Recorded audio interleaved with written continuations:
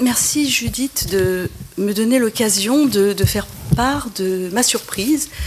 Parce que moi, j'ai découvert cet arrêté tout à fait par hasard. Et je me suis sentie, comme tous mes collègues qui interviennent dans ce champ, frappée d'incompétence, brutalement.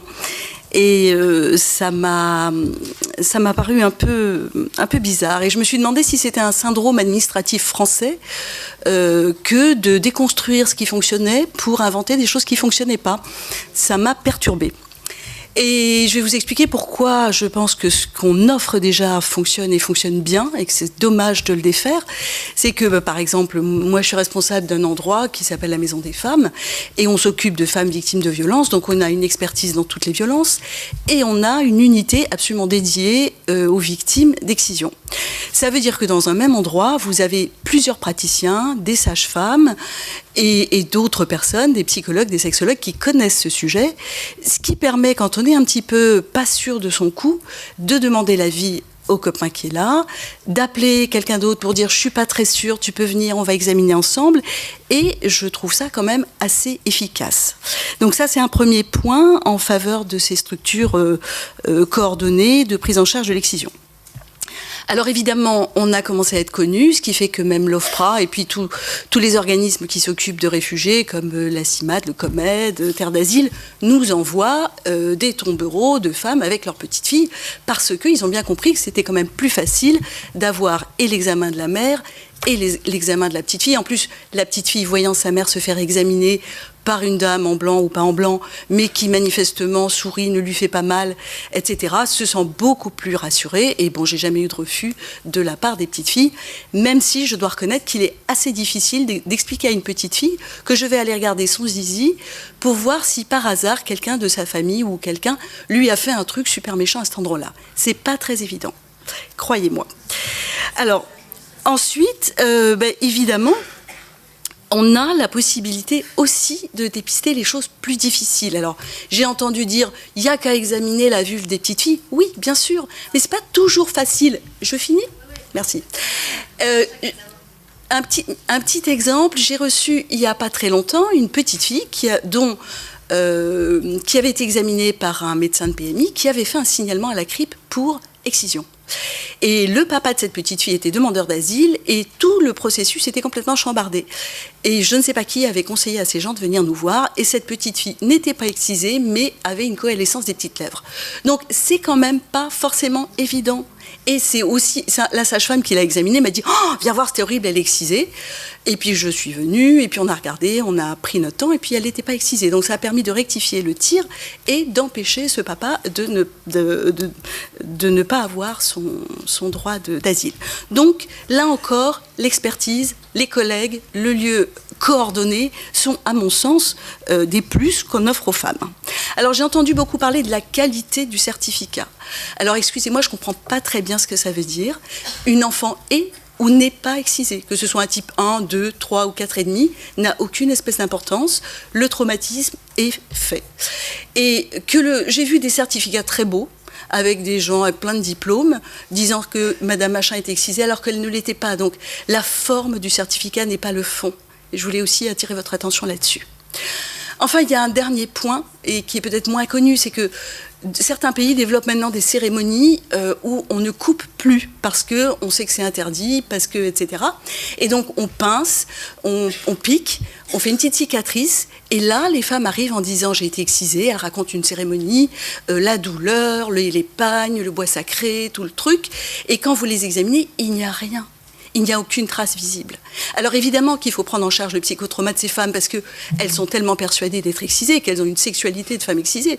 Mais quand vient le moment de faire le certificat, c'est très difficile. Et ça m'est arrivé il n'y a pas longtemps, une collègue m'a appelée, elle m'a dit « je ne peux pas faire un certificat d'excision, il n'y a aucune trace ». Et on n'était pas trop de deux à se réconforter pour expliquer à la dame que certainement elle avait subi un traumatisme, mais que anatomiquement, on ne pouvait pas écrire qu'elle était excisée. Et il faut gérer la déception de cette femme qui a vu peut-être s'envoler une possibilité d'obtenir un droit d'asile. Donc, ça n'est pas toujours facile. L'expertise et l'expérience sont nécessaires. Et j'ai trouvé ça un peu curieux de se donner 3, 4, 5 ans pour former des médecins de médecine légale qui n'avaient pas spécialement envie de s'occuper de ce sujet. Donc voilà, moi, ma surprise, elle est là. Donc, je militerai absolument pour que les gens soient accueillis dans des endroits où on sait faire, parce que non seulement on peut examiner la mère et l'enfant, non seulement on est beaucoup moins cher parce qu'une consultation de spécialiste c'est 25 €, mais aussi on est capable, puisqu'elles sont là, de les mettre dans un parcours où il n'y a pas qu'un certificat, mais où il y a un psychologue, un sexologue, éventuellement des juristes, des avocats, et puis des gens qui viennent leur redonner un peu l'estime d'elles-mêmes qu'elles ont perdue par cet acte, et qui leur offrent des tas d'ateliers, comme c'est le cas chez nous, mais c'est le cas dans de nombreux endroits. Et du coup, cette prise en charge est quand même un petit peu plus intéressante et holistique pour elles. Alors, j'avais préparé quelques diapos juste pour vous montrer combien c'était pas très facile toujours, l'anatomie. Et puis pour ceux qui ne sont pas familiers, donc rassurez-vous, il n'y a rien de très trash. Vous avez à gauche une vulve non excisée avec les petites lèvres, le capuchon du clitoris, le clitoris. Enfin, voilà, c'est des petits détails qu'il faut connaître et qu'il faut avoir l'habitude d'examiner. Et vous avez à droite une vision un peu en 3D avec le clitoris rose foncé qui en sert de part et d'autre le vagin. La diapo d'après.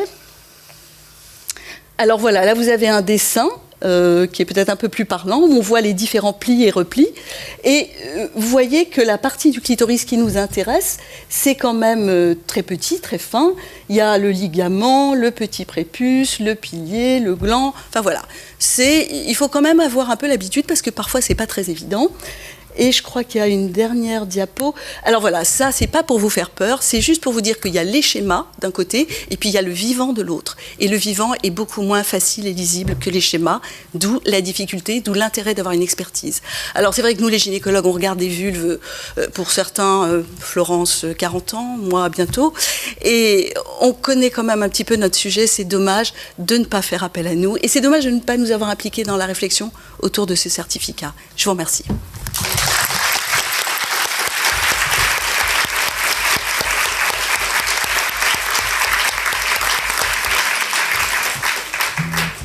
Il y avait aussi les différents types. Les questions sont ouvertes, donc on peut continuer sur ce débat.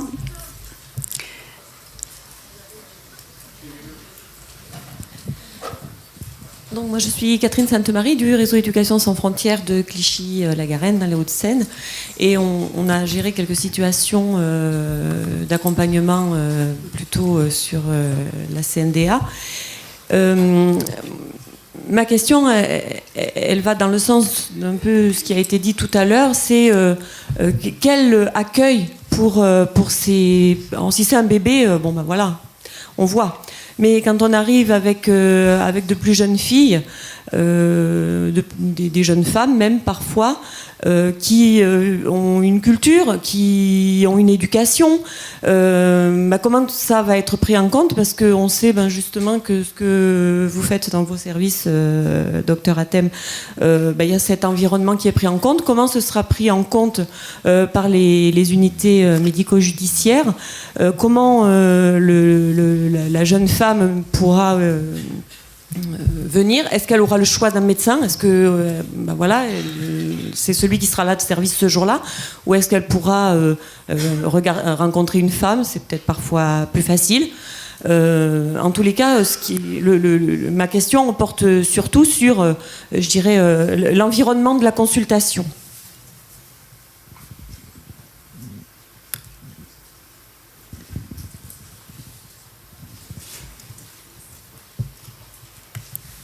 Qui veut répondre?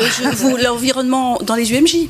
Oui, donc je ne peux pas me permettre de répondre, je ne le connais pas. Alors, aux unités médico-judiciaires, on a quand même l'habitude de prendre en charge des femmes qui sont victimes de violences, tout type de violences, notamment les violences sexuelles. Donc il y a un environnement par rapport à ça. À l'unité médico-judiciaire de Pontoise-Gonesse, on fonctionne avec une unité d'aide aux victimes. Donc ça veut dire on fonctionne avec des juristes, avec des psychologues. On a la possibilité de réorienter la victime immédiatement vers un psychologue si nécessaire. Et puis on fonctionne en partenariat avec tout un réseau. Donc on peut réorienter les victimes vers des associations de soutien, vers des associations. On fonctionne en partenariat avec tout un réseau derrière nous. On a des médecins hommes, on a des médecins femmes. Alors certains jours on a les deux. Parfois, on n'a que des hommes, parfois, on n'a que des femmes, ça dépend des jours. Mais nos médecins hommes ont parfaitement l'habitude de prendre en charge des victimes de sexe féminin. Il n'y a aucun problème, ça se passe sans aucun souci, si nécessaire. Donc, on a, pour les femmes qui sont victimes d'excision, c'est comme pour toutes les victimes de violences sexuelles, il y a tout l'encadrement nécessaire pour prendre en charge la personne victime.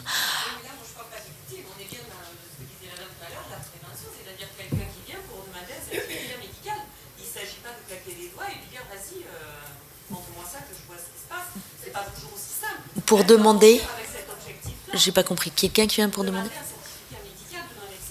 Oui. C'est pas aussi simple, c'est bien l'accompagnement autour. Vous avez vu tout à l'heure, ça va prendre un quart d'heure, quelquefois. Ah bah. On ne vient pas sur quelqu'un qui est victime de violence, on vient sur quelqu'un qui vient anticiper sa violence, qui vient la prévoir, puisqu'elle demande la protection de l'OFPRA. Donc l'objectif là, c'est quel environnement dans la prise en charge, puisque vous avez dit tout à l'heure, on ne sait pas si ça va nous prendre un quart d'heure ou plus en fonction de ce qu'on va constater. Sauf que même quelqu'un qui vient et qui n'a été victime de rien du tout, donc pour l'instant, elle est en prévention, en demande de protection justement. Comment ? Parce que c'est pas forcément des bébés, il peut arriver des jeunes filles, des jeunes femmes. L'excision, ça commence pas forcément à la naissance, ça peut se prolonger bien plus tard. Donc là, on est dans le cadre des mineurs, hein. Oui, les mineurs accompagnés par les parents ou les représentants légaux. Jusqu'à 18 ans. Oui. Ben, on a des femmes qui sont victimes d'excision très tardivement. Oui, tout à fait. Oui, donc elles vont bien venir, elles sont mineures jusqu'à 18 ans, donc elles vont bien venir. Et moi, ma question, c'est quelle prise en charge il va y avoir, puisque elles vont arriver pour une consultation, elles sont censées n'être victimes de rien du tout pour l'instant, et pour autant, la consultation par elle-même peut être difficile. Parce que, justement, il ne s'agit pas de venir faire constater. Vous êtes coupé le doigt, vous venez faire constater le doigt. Quand vous venez faire constater que vous n'avez pas été excisé, ce n'est pas tout à fait le même domaine. C'est ça que je veux mettre en exergue. Alors qu'à ma connaissance, dans d'autres unités spécialisées dans le domaine, eh bien, cet environnement est pris en charge d'abord. C'est-à-dire que vous venez pour la consultation, mais on vous met en condition de subir cet examen, cette constatation. Ah bah oui. Oui, bah c'est ce qu'on va faire. Oui. Bah, oui, on sait le faire aussi, oui. Oui. Bonjour. Bonjour, Annie Toué. Donc, je suis chargée d'études à la Cour nationale du droit d'asile. Pardon, excusez-moi. Donc, moi, j'avais une question concernant la validité des certificats médicaux. Parce qu'en cas de refus de protection de la part de l'OFPRA, donc un recours est fait devant la Cour. Donc nous ne sommes pas liés par ces certificats médicaux. Donc je rebondis un petit peu sur les spécialistes présents dans la salle, les docteurs gynécologues, etc. Parce que pour nous, en fait, le certificat médical, fait par un légiste, un médecin légiste ou un médecin gynécologue, je pense que la présidente ici présente est plus ou moins d'accord avec moi, je pense. Donc, la validité des certificats médicaux, c'est ça en fait. Donc, non, juste pour compléter, effectivement, je suis Isabelle Delis, je suis entre autres présidente de section à la Cour nationale du droit d'asile. C'est juste qu'en vous écoutant, en fait, nous, j'en avais parlé à Maître Coronel Kissou, la Cour, elle n'est pas du tout concernée par cet arrêté, ce qui fait qu'en fait, on vous rassure, on aura toujours besoin de vous, les médecins spécialisés, surtout qu'en fait, moi, je suis un petit peu inquiète quand j'entends ce que j'ai appris là, c'est-à-dire qu'en fait, ces certificats ne seront pas plus sûrs en termes de connaissance et de validité du constat fait. Au moins transitoirement. Au moins transitoirement. Enfin, en tout cas, devant nous, de toute façon, on n'a absolument aucune obligation. Nous, on n'a vraiment pas d'argent et on n'est pas tenu par ces certificats. Donc, c'est vrai que ça conduira toutes ces personnes à aller de nouveau demander un certificat médical, aller devant vous. Voilà. Mais cette fois-ci, elles pourront y aller avec leur petite fille, quoi.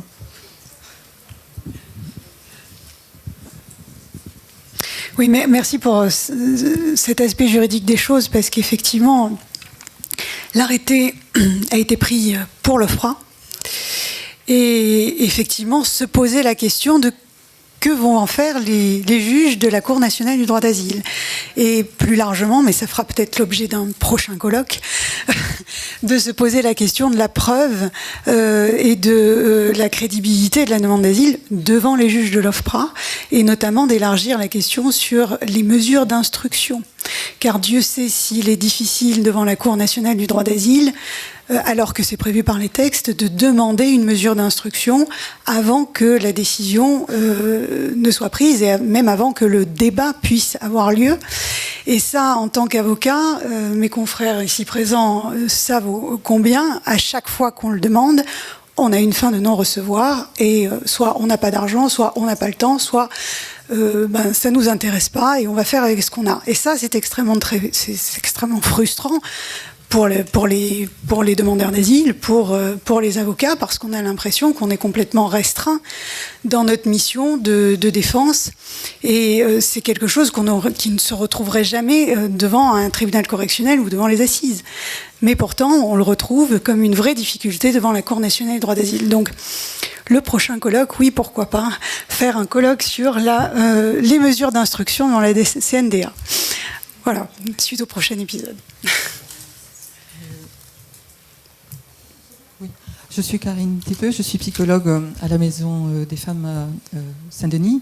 Je suis contente d'être là cet après-midi et je suis contente effectivement aussi de la qualité des débats sur les expertises médicales concernant particulièrement l'excision. Mais quand la législation avance, effectivement, on introduit des discriminations. Et je rappelle que cette question des examens médicaux ou des expertises médico-psychologiques est quelque chose qui a été inscrite déjà dans la dernière directive européenne du droit d'asile en 2013, a été transcrite dans la loi française en 2015, mais les décrets d'application n'ont pas été pris.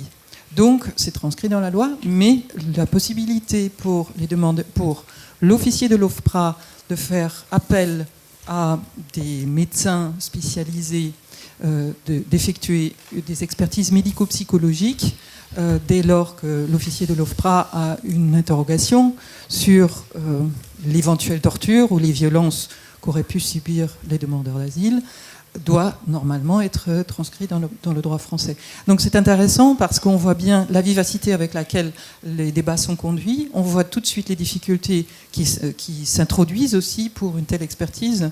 Rada Hatem l'a bien explicité, et c'est quelque chose qui doit aussi se poser pour les demandeurs d'asile qui ont été victimes de torture. Voilà. Mais ce n'est toujours pas appliqué. Si j'ai bien compris votre question, on prend un arrêté pour le certificat médical de non-excision, mais qu'en est-il de la mesure d'instruction, notamment lorsqu'il y a à constater un stress post-traumatique ou des troubles psychologiques qui sont également des éléments d'importance pour asseoir la crédibilité de la demande d'asile.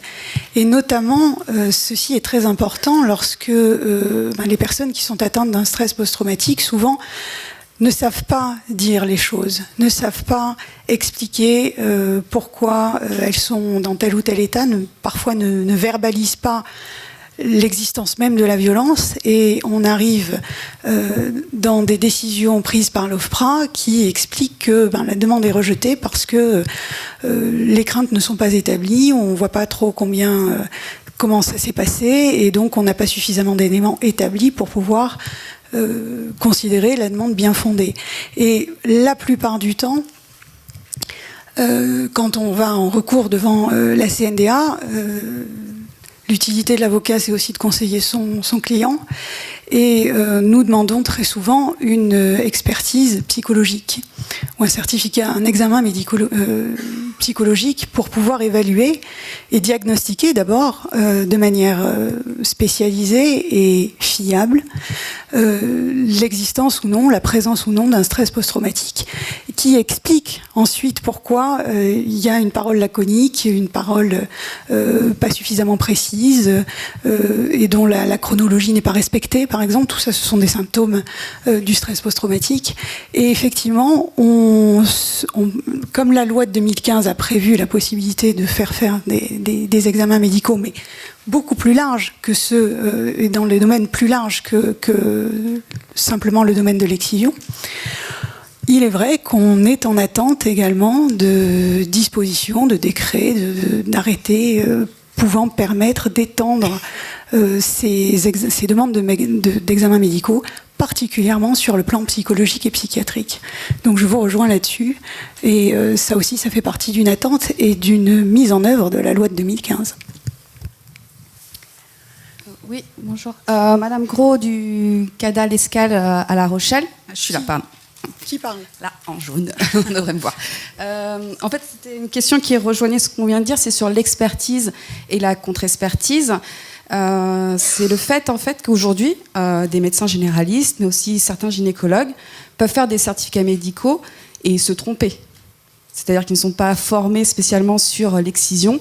Ils peuvent, sous certaines formes d'excision, ne pas se rendre compte qu'il y a bel et bien une excision.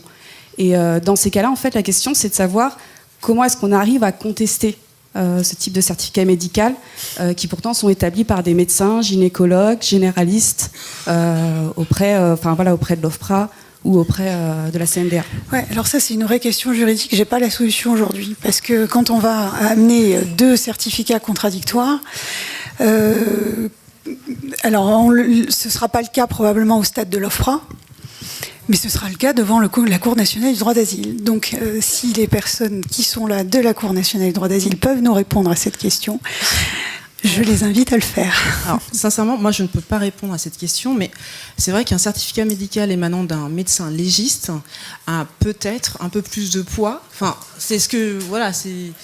En théorie, vous voyez bien que la théorie maintenant, et la pratique, il y a un chemin ça, c'est très clair. Mais transitoire. Maintenant, je pense au docteur justement de la Maison des Femmes qui a une expertise assez complète et voire même formatrice accessoirement. C'est clair que là, bon, il y aura des recherches de fait et puis maintenant on est au courant des problématiques que ça peut poser. Hein, donc voilà, mais je pourrais pas me prononcer sur. Mais c'est là où la mesure d'instruction demandée par le juge de la CNDA a toute sa légitimité. Tout à fait. Oui, mais qui va payer? Qui paye? La CMU. Alors ça veut dire qu'on le met sur, on demande aux requérants. Enfin, c'est très compliqué. C'est la même problématique que l'OFPRA. On est tous, on en revient tous à la même problématique, qui est l'argent. Les pouvoirs publics actuellement ne disposent plus d'argent et on est réduit dans tous les domaines. Enfin, je pense qu'à l'office, c'est exactement la même chose qu'à la Cour. On donne des budgets pour pouvoir recruter du personnel, pour pouvoir juger ou traiter les demandes plus vite. Mais voilà. Et puis, je ne suis pas sûre que ce qui nous attend en 2018 mais l'avocat dans le bon sens. L'avocat peut demander un sursis à statuer, le temps d'aller faire un autre certificat médical dans le lieu que vous nous indiquerez. C'est aussi une possibilité. Bonjour. Oui. C'est moi. Donc Martine Desmar du GAMS Normandie.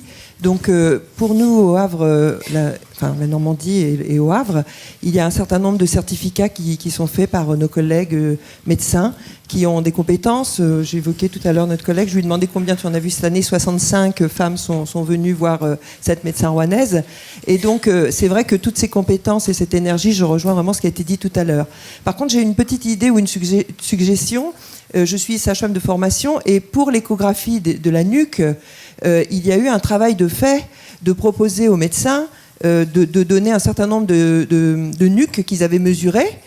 Vous avez déjà reçu un certain nombre de certificats de tous ces gens compétents, gynéco, obstétriciens, etc.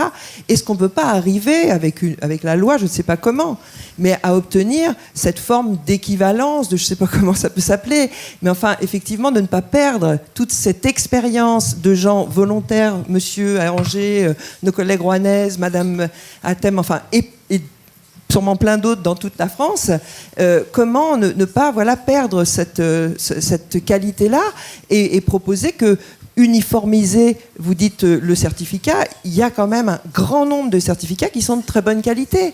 Alors faisons-les valoir et gardons à ces personnes-là, ils ne sont pas en UMJ, mais ils ont depuis de nombreuses années fait fonctionner le système. Et je crois que quand même là, il y a un petit décalé, il y a quelque chose qui colle pas parce qu'ils sont un peu mis de côté. Voilà. Et puis on les remercie du travail qu'ils font. Je crois que le message est bien passé. Voilà.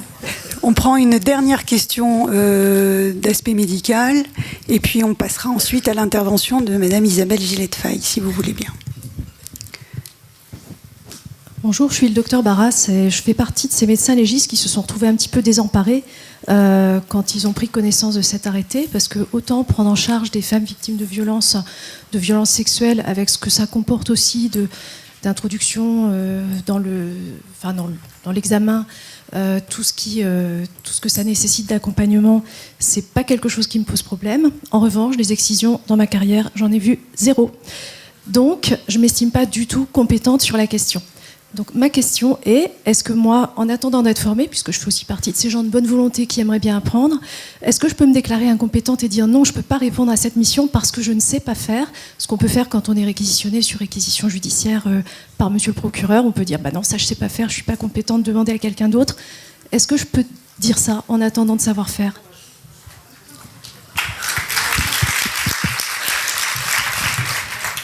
Alors, officiellement, Marianne, je crois que tu n'as pas le droit. Je crois que tu n'as pas le droit, mais officieusement, au sein de ton UMJ, si tu te sens pas de prendre en charge une petite fille qui t'est présentée dans le cadre de la réalisation d'un certificat pour l'arrêté du 23 août 2017, tu as le droit de dire à un collègue ou à une autre collègue, je peux pas le faire parce que je me sens pas, est-ce que tu veux le faire ou est-ce que je peux le repasser?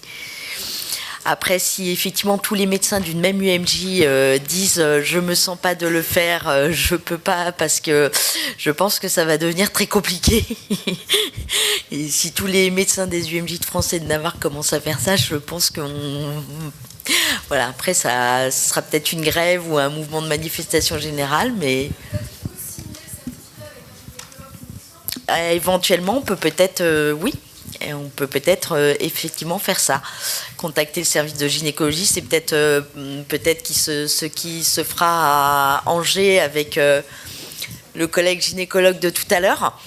Et on peut peut-être éventuellement faire ça et appeler le collègue gynécologue du service de gynécologie qui sera là et qui pourra aider à faire la réalisation de l'examen, effectivement, au cas où il y a...